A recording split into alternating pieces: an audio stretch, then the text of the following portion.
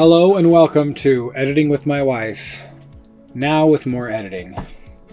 My name is The Hooded Philosopher, and I'm here with Cheesy Loops. Cheesy Loops, what's this podcast about? It's a podcast where we read the very last bit of the book and ask some questions. That's a general description of what we're going to do next, yes. So, off to the reading of that last bit. So, at the end of the last episode, they won. It was very rapid and anticlimactic and strange. That was my goal, and it may not be good, but I was telling a story, not trying to be a good writer. You know? I'm going to work on being a good writer, but for now I'm just trying to tell a story. And I don't think we need to get into detail too much about what happened, because the epilogue doesn't really refer too much to it. So if I head there, it will show this last little bit. It's also not...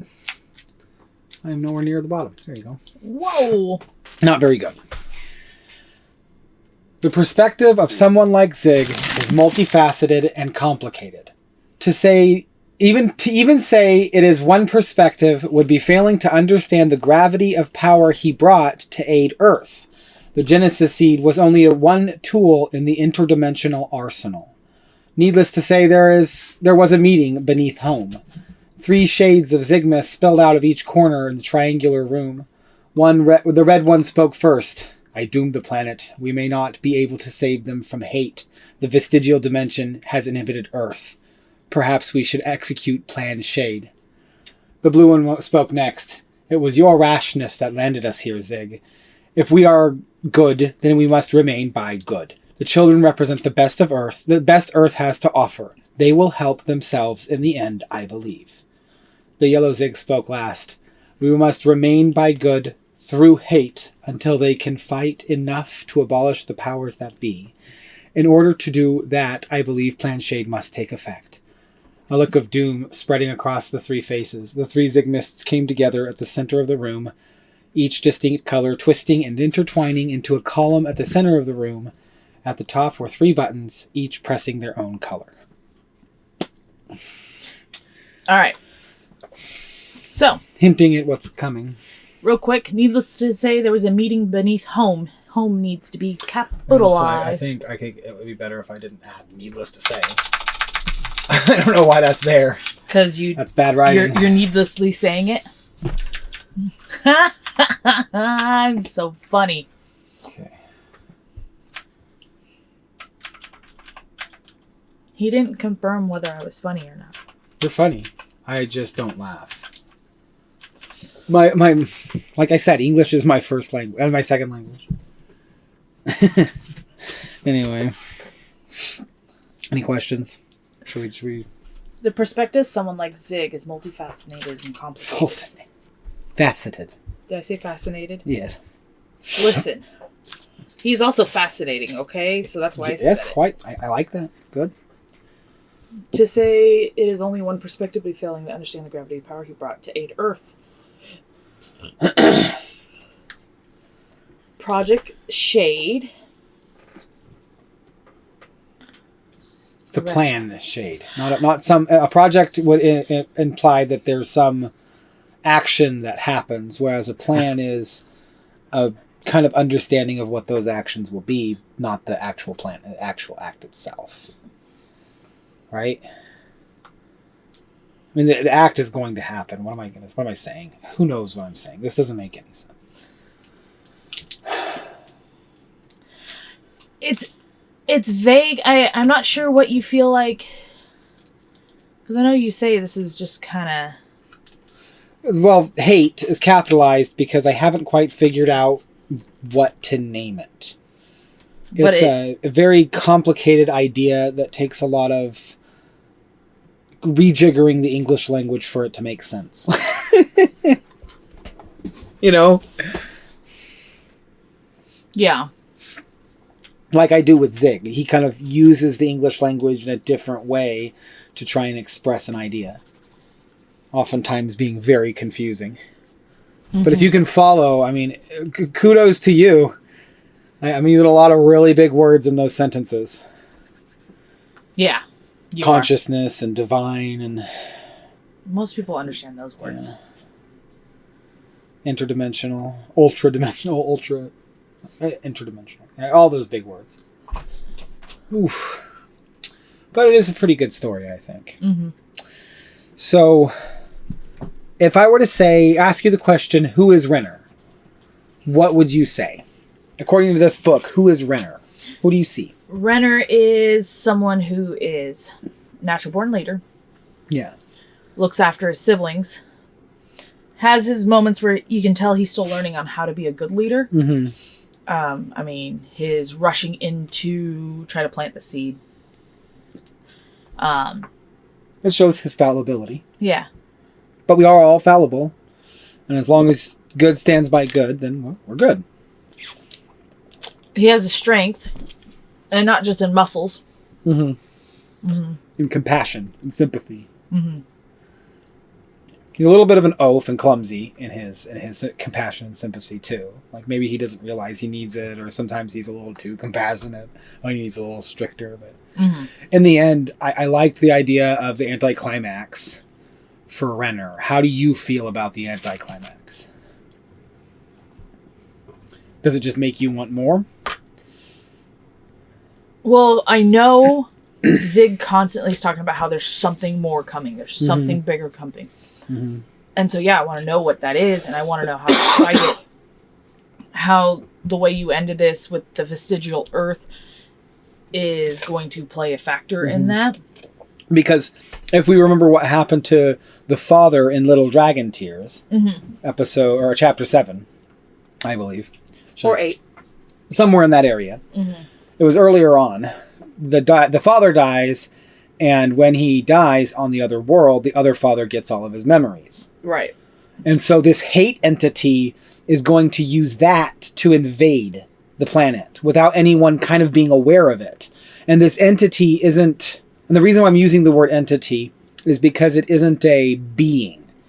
It's more like a sentient nebula that come and just kind of hazes over Earth, and these weird colors and things come out of it, and it's messing with everything. And then there's already this fog of who you are, because you all of a sudden everyone on Earth got all these memories, and it just becomes this big mess that needs to be cleaned up, and the children are the ones to help start doing it. Right. And this could be a forever series as far as I know, but a book a month, so maybe it won't be long to see more of this. It'd be exciting to see at least more of what's going to come next.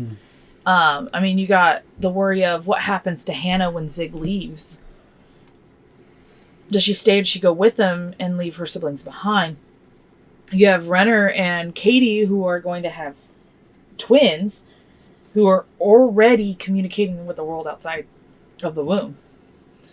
You have Otto, who they already have their names. They know their own names already and have communicated to their parents. A very different human is coming out of those two. It's not going to feel quite right, you know? Mm-hmm. You have Otto, who feels like he doesn't quite belong and doesn't know where he stands anywhere. And I feel like his rings could be a detriment to that feeling, because he'll be looking from the outside in instead of experiencing life. So you wonder where from other people's points of view. Just living your whole life that way is strange. And then you have Izzy, who... he's not communicative, which is going to hinder that. Yeah, who most recently fed into a lot of her anger and aggression. And it seems like it came so easily. Like she was rubbing the thing off, trying to taunt Trina and try and fight him, which is insanity. So how much deeper is that? And you got hate coming down. You have this idea that there's something, and this save them from hate. Even if this guy isn't called hate, you can already tell something he's going to be spreading. Mm-hmm. And knowing Izzy and the way she was at the very end of this without that influence, how much more is this going to influence her? And how are the siblings going to communicate with each other? In this kind of sense. I mean, I can also see Otto and Hannah.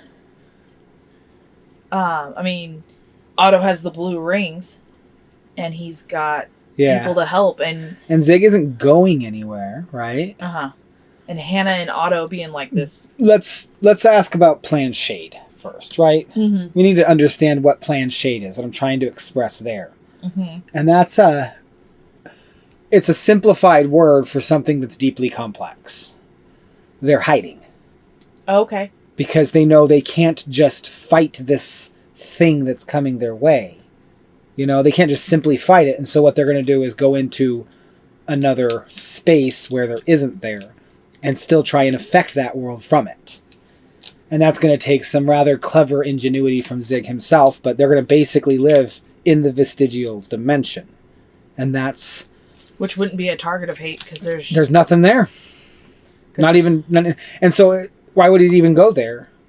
But for some reason it did come this way, and that's what they were here to save. And that they were intended to save the red one, too. Yeah. All of it. But something happened, and I think in the next book we'll see what happened to Zig very clearly, and it will be deeply confusing and frustratingly complex, and I think that personally that's fun for me as a writer, trying to be complex while still trying to make sense. So the curiosity I have is, how much time passes between the end of this story and the beginning of the next? The same amount of time that passed from the beginning of this story to the end of the next. The way I started this story was with the birth of the children. So I guess the answer would then be, I will give a recap in a similar style I did here in that beginning part, and then we'll probably have Gaia and Hume as characters, with Renner, Otto, Hannah, Izzy, all them having fun around them. So are you going to have them be adults, aged up again? And living in the world and understood as people by their parents, deeply understood, connected in a way that most children just can't be because of the supernatural nature of their gifts. Hume is going to be... This is the problem I'm having the most with the story that I'd have to get through, is that Hume is going to be a deeply social character, whereas Gaia is going to be very independent but loving to be around nature, as their names suggest. When in the womb it seemed the opposite. And yeah. No, what?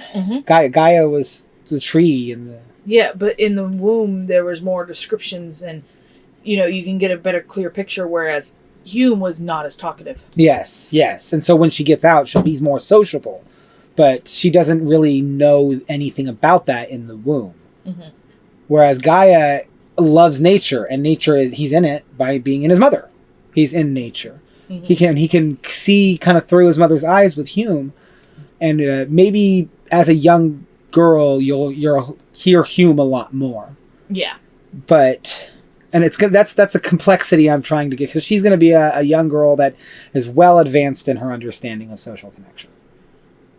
And that's a complicated character to write in its own right. And then Gaia is going to be someone who is patient, wise, like a monk in a lot of ways. Very disciplined, structured. Okay. And they're both going to be intensely curious, because it's almost like the next generation doesn't really understand all those old generations. And this is that next generation kind of peeking out. What were you looking for? I just didn't see OBS open. Yeah, it's recording. I just being wackadacky. What was I saying? That was the question, right? Did that make sense? I feel like it does, yeah. Roll back the tape. I want to hear it again. Roll back the tape. Anyway. You answered a little bit already of one of the questions I wanted to ask was... Well, then deep into it. Yeah, good. What is the actual threat that's coming to them? And we talked a little bit about hate.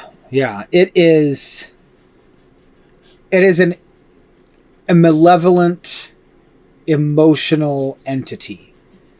It wants you to hate other people. There's no reason to hate anybody who hasn't affected you in any way. I mean, that's a rare thing, but there's no reason to hate them, and it's going to be a world filled with that. And that doesn't include any of the 6 characters that are coming, but it will include their mother. Or their father. And the military. And everyone else down there. It may actually not affect the Leslies, because they're both Or it won't affect the Infra Leslie, probably. Because she's not... He can't... Oh, there's it can't two quite of connect. them. Yeah. It can't quite connect with her. And so she'll probably be another main character in the story, helping Zig with ideas to connect back to from the vestigial to the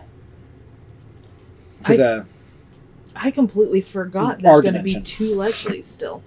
Yes. And the dad's still alive. One of them, yeah. But he's going to be affected as well as his wife. Yeah. It's going to look very different, kind of sad, but the ending I know will be a positive one. They will win. These characters are not going to fail. It's just the nature of the kind of story I'm trying to write. Right. Which is young adult and kind of fast-paced, high action, deep connection, a lot of emotion in it. So besides Hannah, Which one? they are one and the same. So the question I'm having is like, do you see anybody else like having jobs, going to work, like? Well, we can discuss that because Hannah and Otto and Izzy, none of them will have to do anything because they have Renner. But also they have Zig. And I think what's going to end up happening is because of all this hate floating around, Izzy, included, Izzy, Hannah, and Otto are going to act very much like a strike team. Over time. A lot. Because there's a lot of hate going around, which is hurting a lot of people. And then Zig's going to be the kind of computer backing them up. And then Renner himself will be the tactical, the one in charge, the guy that's behind the desk.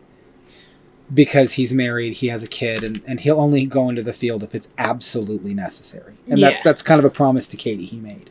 And that probably will be disrupted, and it will be very sad. Bad things might happen because of him going into the field and stuff. So, well, and I can see that as a thing that happens in a lot of Katie would get upset by. Because she will be affected by this entity. You know? Yeah.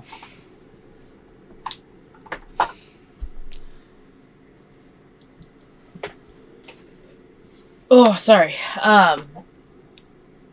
Whereas you're saying the twinses wouldn't be affected by it. Say that again? Would the twins be affected by this entity coming in? No, they're probably hiding in the vestigial dimension with Zig, on Zig. So if they're hiding there, would Katie be with them then? Yes. They in the end of the second book, she was invited to stay. He said, "I would love nothing more." That's why they can I can give Hume an advanced degree in scientific understanding, and why I can give Gaia such a deep natural sense, because Zig himself is very supportive of that in the human race and willing to teach and grow with people. So if Katie's with them in the vestigial earth, the vestigial dimension, how is she being affected by the thing that they're all hiding from? Why would she be? Right, so she wouldn't be affected. Yeah. Did I say she would? A little bit, yeah. She might be if she goes over to over back to our planet, yeah. Granted, but if it's not there in the vestigial dimension, she's fine. Yeah. Well, and granted, this isn't a really fully flushed out story. It's another. It hasn't been put to paper. So I got a question for the audience, and I'm going to ask it as question of the day. Okay. The question of the day is vestigial dimension a good name for the universe, for this other thing that happened? Is that too complicated and strange? Leave it in the comments below, just asking. And I'll leave it at that. That's the only one I want answered. Can I give my answer, I feel like, on that? Yeah. I feel like... You could even do it in the comments if you want. I feel like there's not much other ways to describe what this is. Well, I mean, there's comments if you want to say this, that there's another way you could say it, and I would love to hear that. Right. Yeah. I couldn't get... Vestigial is a biological term in a lot of ways that I'm using it. Mm-hmm.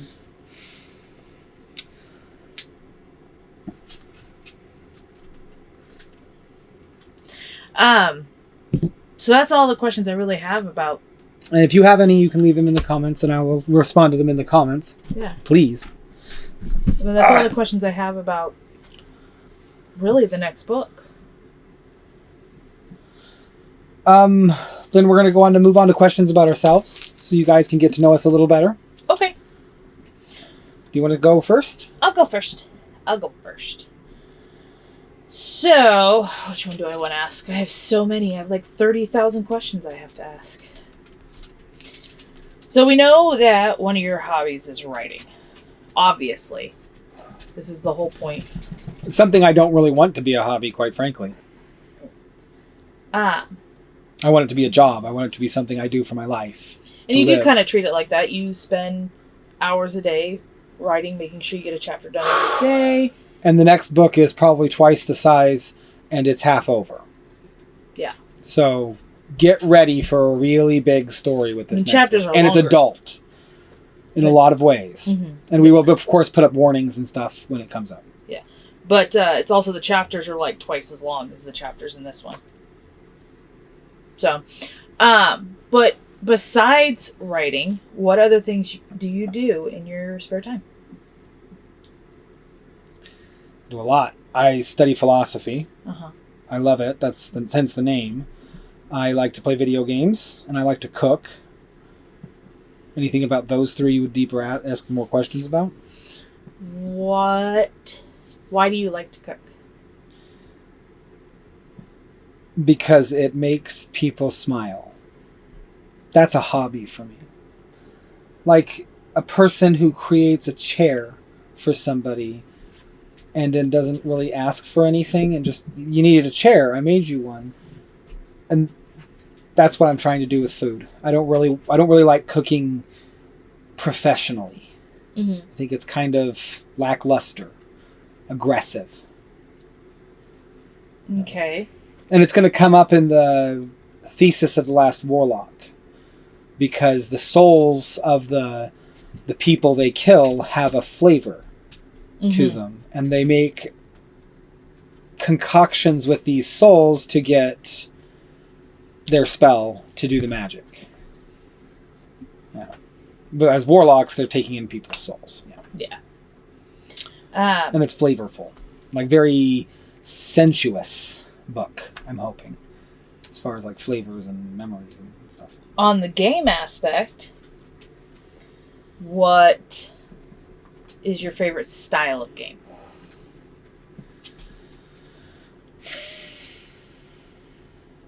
Story driven. Story driven. Even though the game that you're currently playing Yeah, I am not playing stories. any games that have story. No, I'm not. Mm-hmm. But that is my preferred.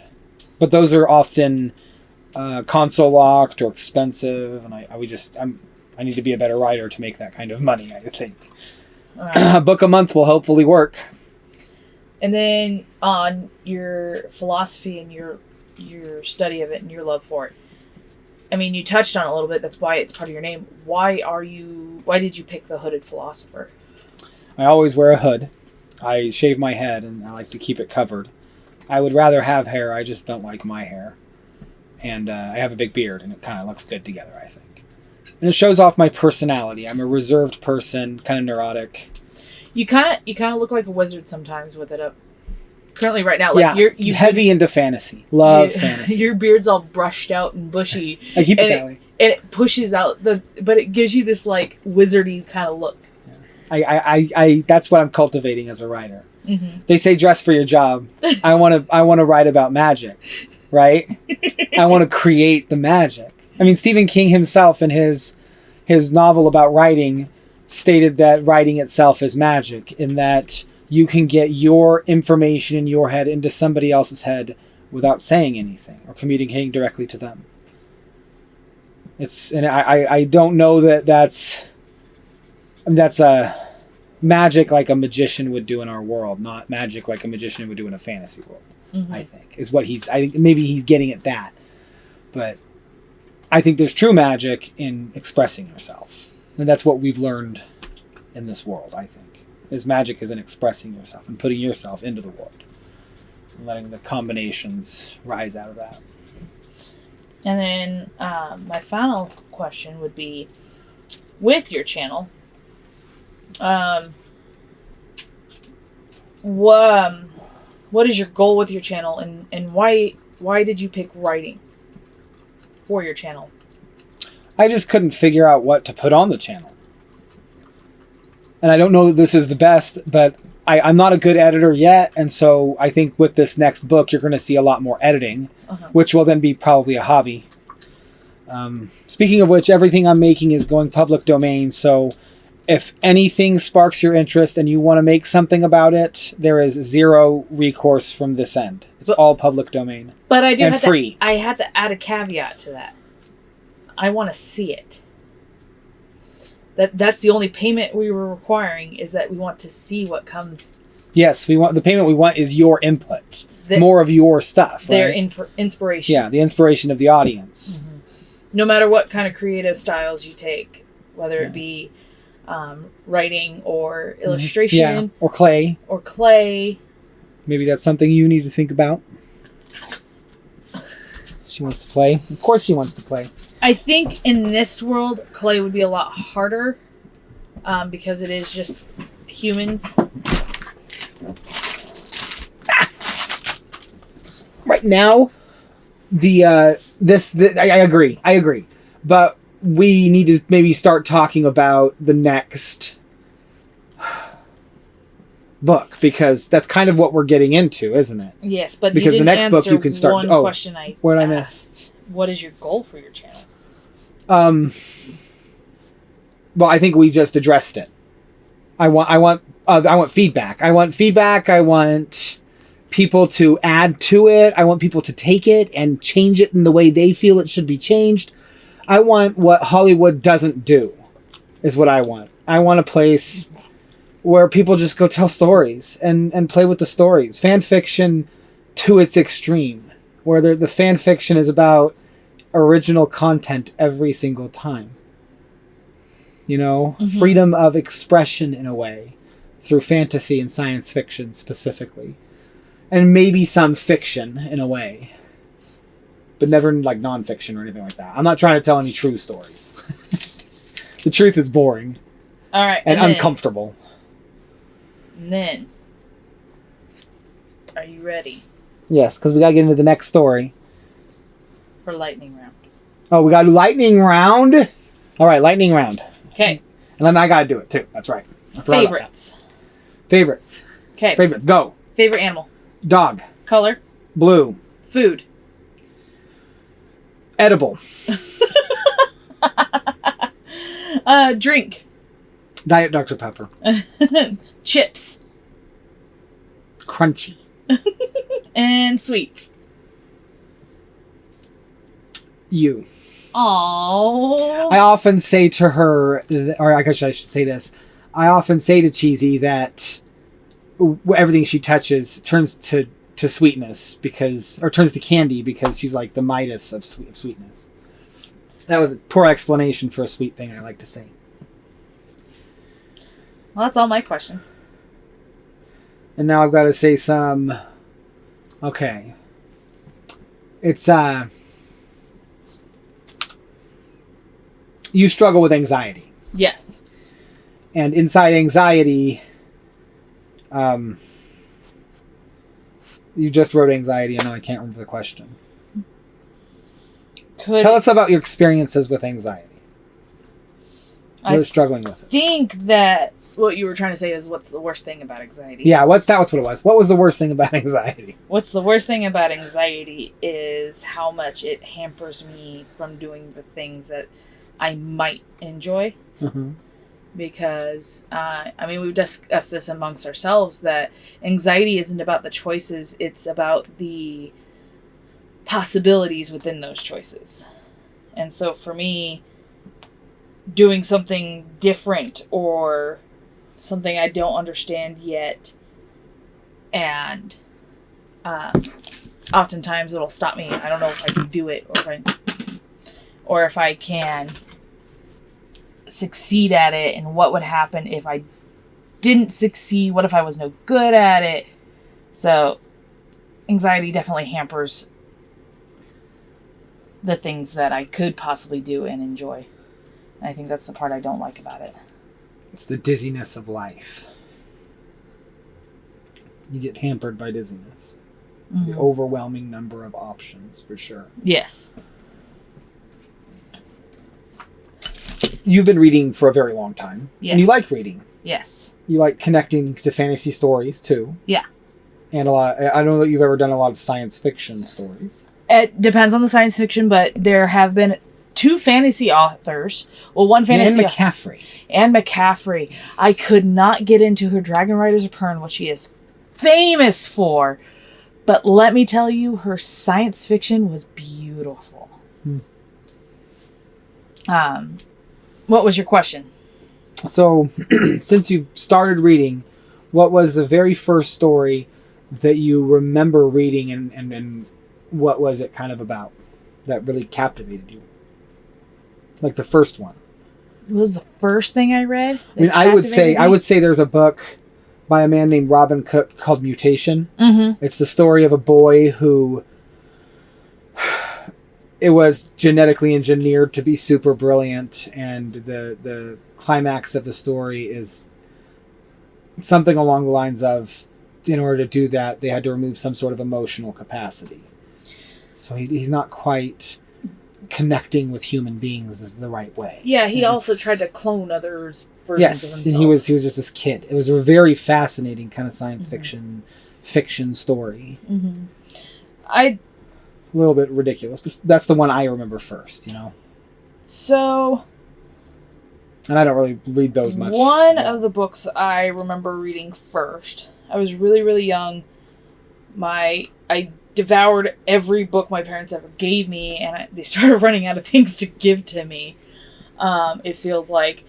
And looking back at it now, I wouldn't ever say it's a book I would enjoy reading or recommend to most people. But V.C. Andrews' Flower is in the Attic is one of the first books I remember reading as a young kid. And let me tell you, that book is insanity. Basically, mom had 4 kids. Her husband died. She went to go back to her parents, but her parents kind of disowned her when she left with the dad. Mm-hmm. And her parents didn't want anything to do with the kids, so the kids got locked up in the attic, and they weren't allowed to come down. They weren't allowed to exist. I mean, grandfather wasn't even allowed to know they existed. Weird. Yeah. And it gets to the point, and I don't care about spoilers on this book because it's been out forever. It gets to the point at which the mom marries who her parents wish her to marry, but for her to be back in the good graces of her family, she needs to kill her kids. Wow. Yeah. What a dark and intense story. Yeah. It's almost kind of a little bit like My Mind itself.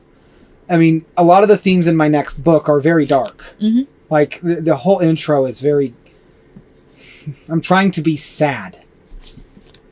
Honestly. Like, vulnerable, sad. Mm-hmm. In the beginning of the book. And it goes from there into this wonderful fantasy epic with captivating magic that has a very chaotic system about it that you can't quite get a good grasp on unless you see it all at once in like a grid fashion. And it's in a world that is very unique in that the sun doesn't set.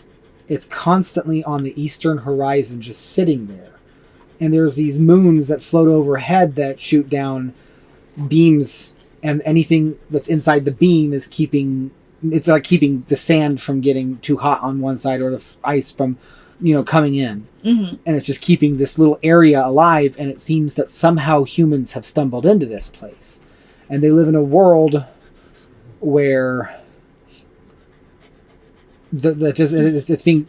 I mean, to be honest, it's being tractored by its original host. They don't know this, but it's being tractored by their original host to a new home. Mm-hmm. And that takes eons, and they're in hibernation, waiting for their planet to get to the right place.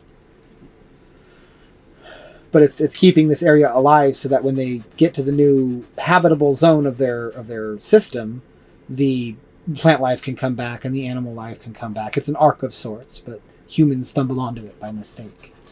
And it's full of magic. Well, and when you say magic... Oh, we'd have to get into the story, wouldn't we? Right. Absolutely. Let's go.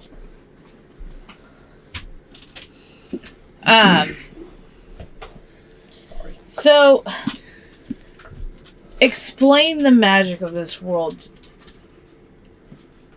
in the simplest... It's a very complicated magic system. If you just take the two entities. So, what two entities make up the magic? Two entities? Mm-hmm. There's two entities. You have personality. Oh, I see. Personality, which is running off of a very specific system. I don't know that that's fully open. I think the magic system doesn't really involve that so much as that's kind of how the system is working. Well, yeah, that's what I'm... The system itself is built from substances. Let's use that word. Mm-hmm. That came from our planet. My dog is just so eager to play. She's just so wiggling her tail. I can't. We're in the middle of a podcast. I think she wants to be on the internet. We'll put her on the internet in this video. I'll edit in some footage of us playing with her so she gets her plays in. But she can't play now, so we're going to go over there. Okay. What were we talking about? The magic system is built around substances, and the substances are from our planet. And I'm using the word substances because any other word would... YouTube may not like it. Yes. And so we're going to kind of talk around them with other terms. So, but we don't say what they are in this world. I'm actually going to go ahead and name some of them. There's a white powder called the powder of creation that, depending on what kind of person you are, it does a different effect. It, for some people, they can summon minions to come do their bidding, little tiny imp-like creatures. For others, they can summon monsters out of nowhere. And then for, others still, there's 5 of them total. The powder of creation can cause them to create food and drink for people to eat. And there's 9 different substances. It's the form of currency in the land. So if there's trading happening, it's done by giving the person the thing they need to continue making the stuff they make. Okay. There's the powder of creation. There is, I can use the word liquor, but the liquors here aren't flavored. It's just basically moonshine. But depending on what you hold inside of you, what kind of liquor you need, there's different kinds. So liquor itself causes you to conjure elements out of nowhere. Mm-hmm. So you can drink some stone liquor and not out of nowhere. You can move the earth with stone liquor. You can burn things, light things on fire with fire liquor. And there's an arcane liquor which allows you to move very quickly through time. Through space, I mean. Not through time, through space. From it is kind of through time too.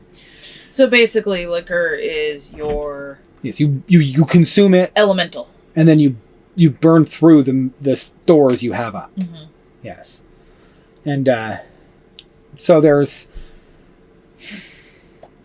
9 total. Yes, it's a grid, a 3x3 grid. And I'll have it up on the screen when it's ready. Mm-hmm. And it shows the substances pictures in the background.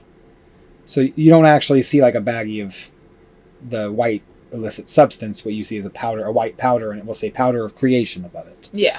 And then there's browned leaf, which is a healing herb that takes time to dry, and then they burn it.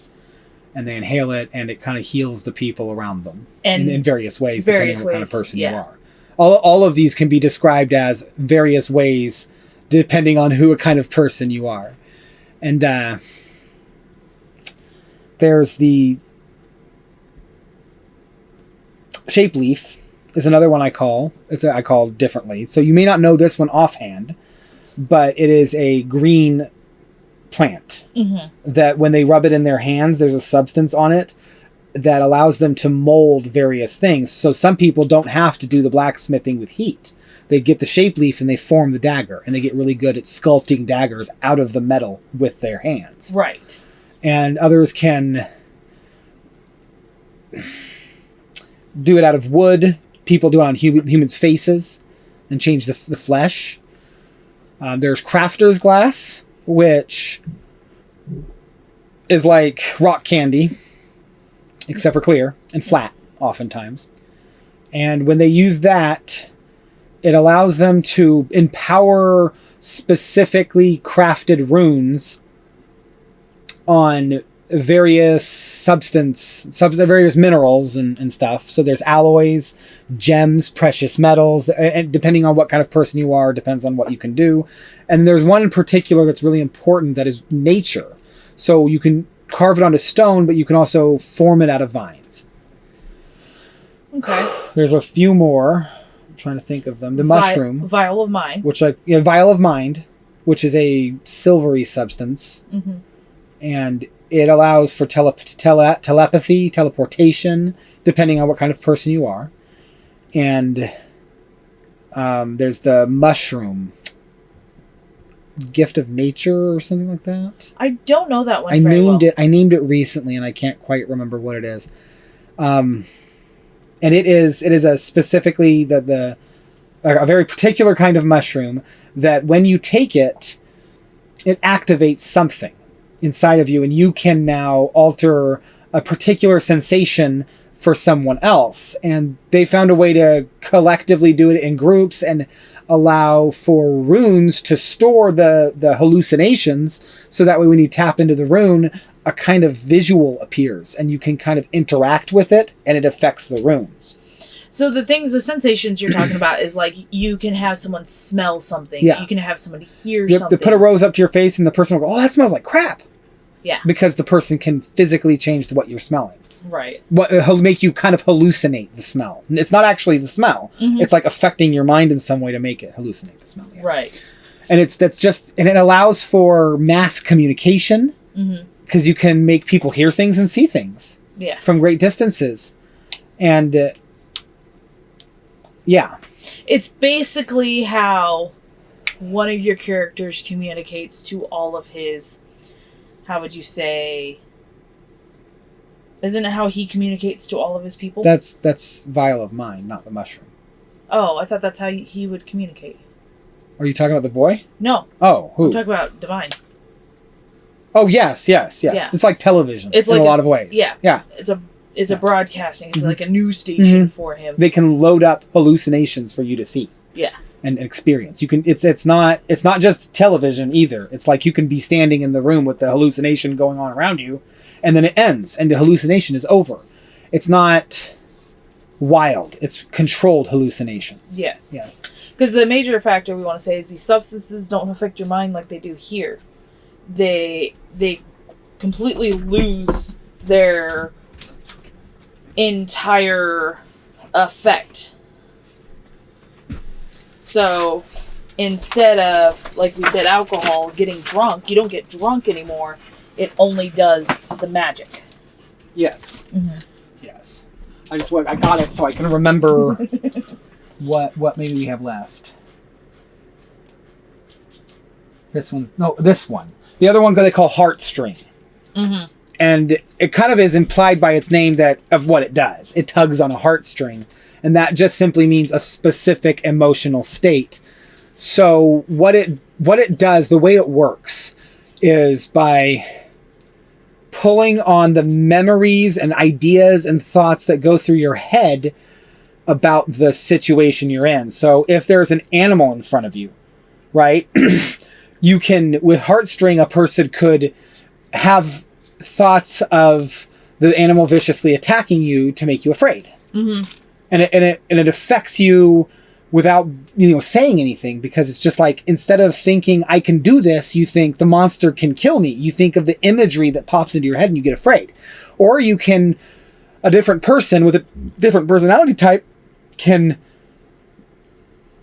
make you remember the time you had with your pet and sad of the times that you had with your pet because of this thing in front of you. Mm-hmm. Or they can tug on the heartstring of the times you played with a pet and get joy from it. Yeah. Depending on what type of person. And there is one left. And it's the thing I call the sliver of the divine. Mm. And it is a very powerful thing. It is divination magic in general.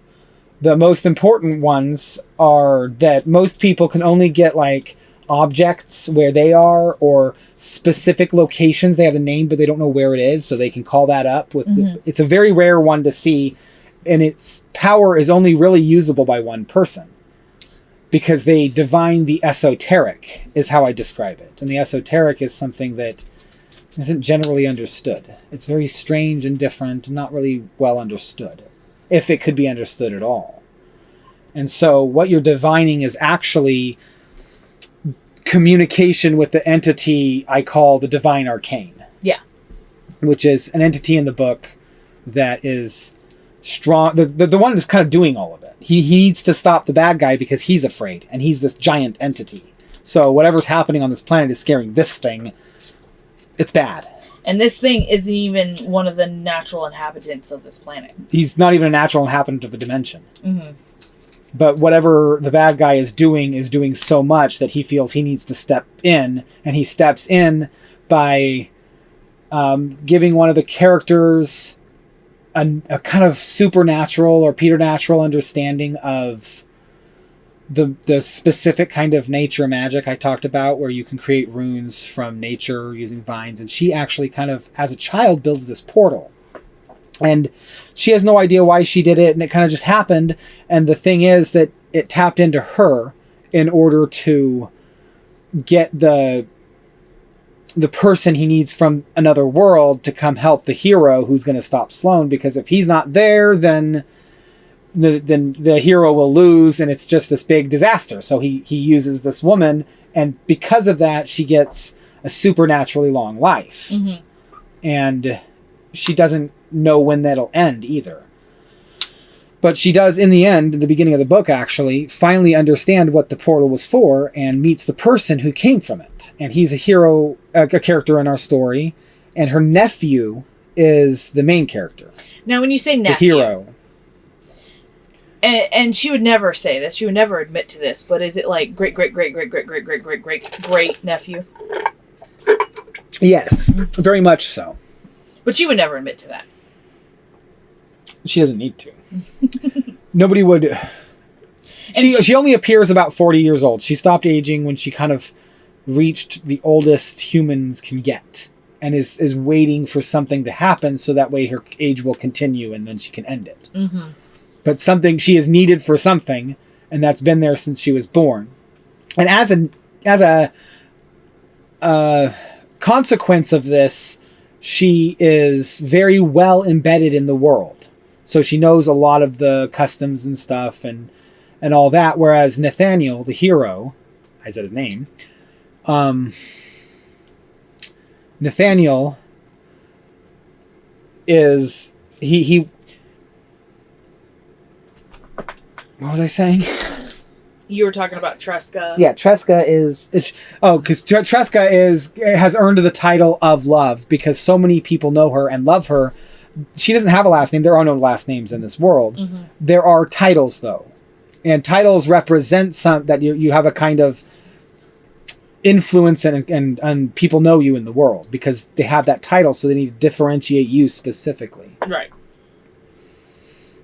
And in this world that's frozen in time, there is another group of people on it that, how do you say this, that aren't under the control of the bad guy. Mm-hmm. There's this other nation, a kingdom, and it's starting a rebellion to try and take down the hero, the villain, and it's a kind of helpful vehicle to keep the hero safe, and it's a big part of the story where they came from, who they are, because it shows the connection back to humans, to here. Yes. There was something that happened that pushed these humans into this world, and they had to kind of inhabit it, and it worked. Is that pretty clear? Yeah. You got your hero, Nathaniel the Noble. He earned the title because he went against the villain, who got a title as well as Sloane the Divine, because he's the one that brought in most of this magic. There was only the liquors and the brown leaf before, but he brought in all this other magics. And then he started giving it freely also, just giving it to certain people have the ability to just get more. And they don't know how he did it. And he's very secretive. He's much like an artificer, kind of hiding in the wild first. And then he becomes this tyrannical divine power, like ultra powerful, scary creature. But that's the story of Nathaniel the Noble. He's followed by Tresca of Love. And the man from another world is Draylin, and it is not Earth. And the boy is very quickly revealed to be none other than Sloane, the Divine's son. And he is mute. He does not speak until he is of age to take some of this stuff and think telepathic thoughts. Otherwise, he's limited to hand signals. Yeah. And so he kind of speaks through hand signals in the first part of the book. He's a mute character. And there's some other things to be said, but we can kind of end it there. That's the plan. So once we're done finalizing the whole audiobook of The Problems of Another World, we will begin pure, uncut magic. Now, just so that way people know, there's probably going to be some space between this episode and the full book. Yes. The full book, because we got to get some time to record it, and the book will be edited. Yes, and very clean, and hopefully it'll sound like a very cohesive and fun story. And hopefully not too long. This next one is going to be very long. So it might be some time before we come back, but we are working on editing that recording and getting it read and flushed out. And I will put pictures of our dog so you can see Appendage. Her name is Appendage, and we call her Penny or Bogans, because she's like a big scary thing in the middle of the night going woof. Or Puppy. Yeah. Yeah, that's all I gotta say, and she looks up at me. And I ask her if she wants to be on the internet, and she always looks at me with a cocked head. So maybe I'll just take some footage of that and see if she can do it for me. See, she's doing it now. All right. You want to be on the internet? Yeah, you want to be on the internet. Okay. Speak. And I will be posting pictures of the map and the magic system and kind of a general understanding of how it works. So not only will you be coming into the world brand new, you'll have a general understanding of what's happening magically and where things are taking place. Thank you for listening. Have a good day. We love you all. Stay safe out there and keep on creating. Never stop. Bye. Yes, goodbye. I gotta hit the button. What button? Stop recording.